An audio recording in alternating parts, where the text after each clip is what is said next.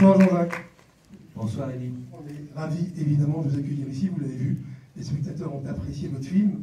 Ils vont pouvoir vous poser des questions, ils vont pouvoir vous interroger. Vous savez, le principe de ce type de soirée, la chance que nous avons ce soir d'accueillir un tel réalisateur, vous donne aussi l'opportunité de lui poser des questions sur le film, lui poser des questions sur l'événement, parce qu'il connaît particulièrement bien cet événement, vous l'avez compris, à en voir l'expression qu'il en a traduite artistiquement.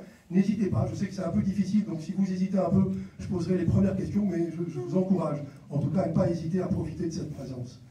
D'autant plus qu'il n'y a pas de mauvaises questions, vous savez, surtout sur ce film qui peut sembler étrange, tellement il y a d'étrangeté, tellement il y a des choses qui semblent invraisemblables. Et j'ai envie de dire malheureusement, tout ce qui est invraisemblable est vrai. C'est ce qui m'a d'ailleurs passionné dans cette aventure, quand j'ai découvert tout ce que je ne savais pas, et que plus j'ai approfondi, j'ai travaillé pendant un an et demi à peu près au scénario, j'ai rencontré tout le monde, j'ai rencontré tous les pompiers, j'ai rencontré l'archevêque, l'évêque, le préfet de police, la maire de Paris, enfin bon, tous les gens qui ont pu me donner des témoignages. Et je veux dire, c'était tout à fait étonnant de voir que plus j'en apprenais, plus c'était incroyable, plus c'était invraisemblable. Donc n'hésitez pas à poser des questions. Est-ce qu'il y a déjà voilà, très bien, il y a déjà un volontaire. On va vous passer le micro, parce qu'on pourra vous entendre si vous parlez, mais derrière vous, les gens n'entendront pas. Il vaut mieux que vous utilisiez le micro et que vous le portiez bien à la bouche, s'il vous plaît. Merci. Bonsoir. Vous m'entendez? Non. Oui, enfin, je vous entends en direct. Oui. On entend votre voix. Ah, c'est un piège. Voilà. J'en ai un. Allez-y, monsieur. La question est toute simple, monsieur Hano. Comment est-ce que vous avez eu... parce que un événement pareil, et puis une personnalité comme Notre-Dame, on imagine tout un tas de reportages que l'on a vus. Mais comment est-ce que vous êtes passé à l'idée d'en faire un film? Pourquoi faire un film alors que nous avions des milliers d'images? Qu'est-ce que vous avez voulu raconter? Alors, on a ressenti, bien sûr, une scénarisation autour de cet événement, ce drame, et vous nous avez apporté énormément. Mais pourquoi est-ce que vous avez souhaité faire un film sur un événement sur lequel on n'imagine pas de film au départ? Alors, on a compris la question. Je vous propose d'ailleurs de l'agrémenter un peu, parce qu'il a été question d'abord d'un documentaire.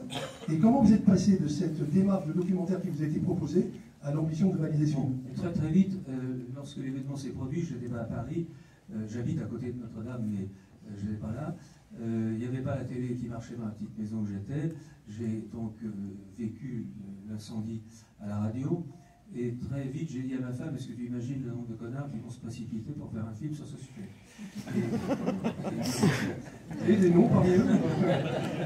Non, mais si vous voulez, c'était tellement évident qu'il y avait là une source d'un scénario puissant, dans la mesure où on a tous les ingrédients. Si vous voulez, il y a une star internationale, la plus célèbre des femmes françaises, connue depuis 850 ans. Elle est malade, les secours n'arrivent pas, et son ennemi, sur les principes de Hitchcock, c'est le plus charismatique des ennemis. Le feu, il est charmant, il nous éclaire, la nuit, il nous réchauffe, mais aussi, il nous carbonise. Et donc, si vous voulez, en termes de scénario, c'est le méchant idéal. Donc, tout ça faisait une structure qui me semblait tout à fait parfaite.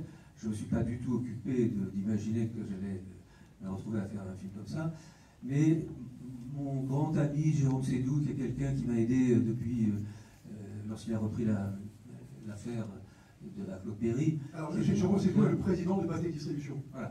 Donc, si vous voulez, c'est un ami très fiable.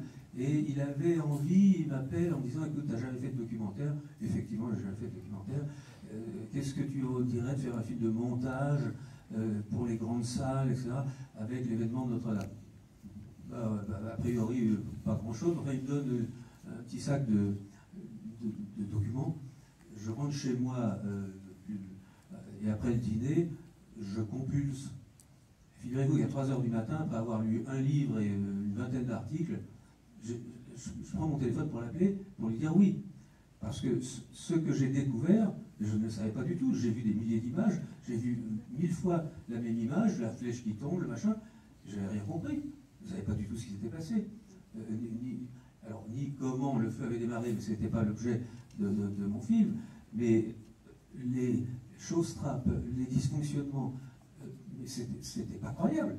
Et quand j'ai rencontré, alors du coup, excité par ce que je découvrais dans les premiers articles qui avaient été écrits, je me suis bien rencontré les gens.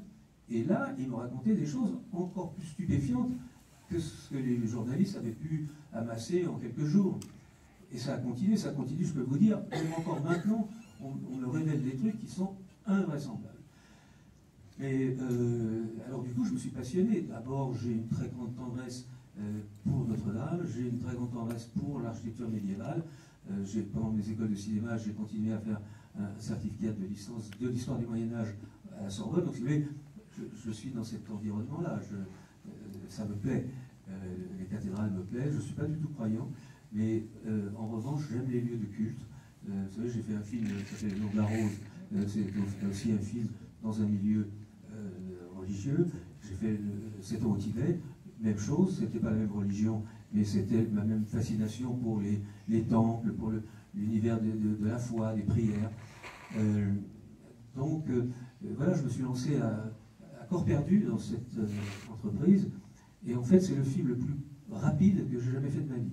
Généralement, les films me prennent 3 ans et demi. Celui-là m'a pris 2 ans et demi, pardon. 1 an et demi grosso modo de recherche et puis 1 an de finition. J'en sors, en fait, j'ai terminé le film il y a quelques semaines.